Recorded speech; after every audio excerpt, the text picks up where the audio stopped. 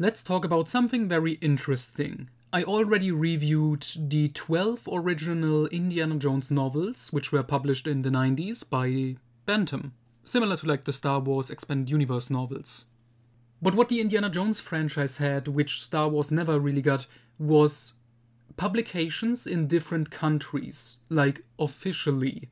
The French, for example, got a series of young indie YA novels.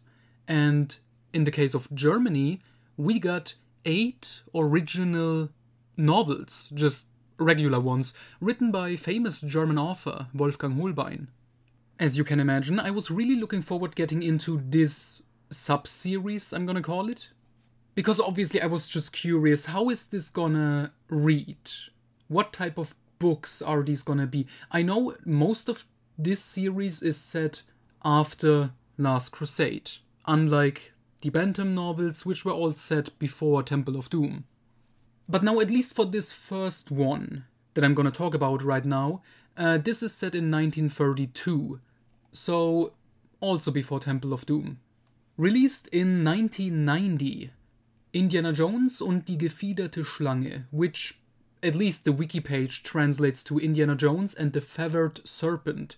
I would translate it as the Feathered Snake, but same thing, basically. The plot is very simple and straightforward. Indy gets an amulet, the titular Feathered Serpent, and he has to get it to the daughter of a friend of his who has died and gave it to him, and he gets hunted down by Maya warriors, essentially. A cult. They want to get the amulet because it has magical powers and something ruling the world. You know, typical Indiana Jones plot, with a lot of nice twists to keep you engaged. I don't want to spoil too much here, I'm just gonna say the first 100 pages were basically nothing but different action set pieces, which obviously is what you want in an Indiana Jones story.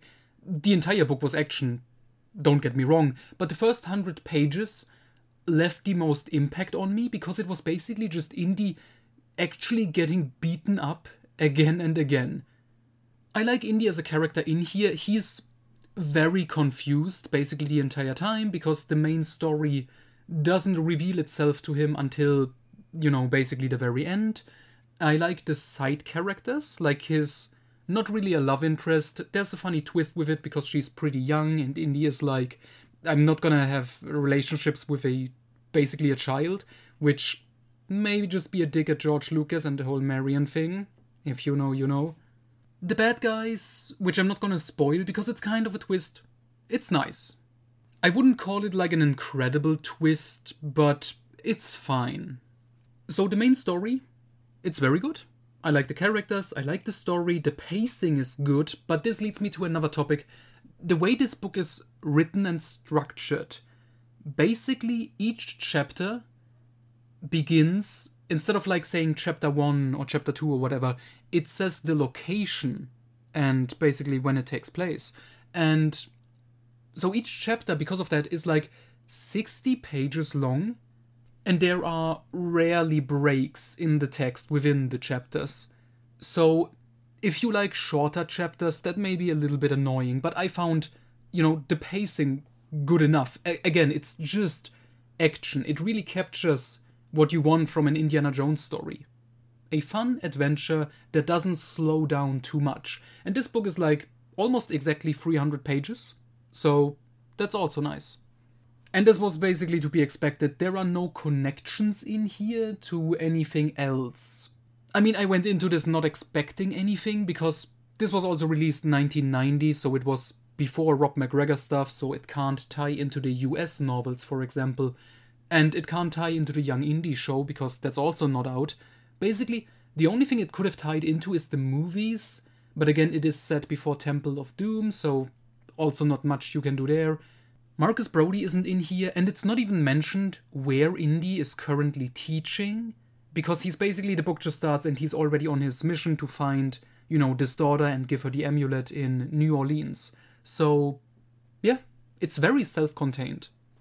Now, these German exclusive indie novels have never been officially translated to English, which sucks, but just in case you're questioning it, yes, they are canon, officially recognized by Lucasfilm and everything.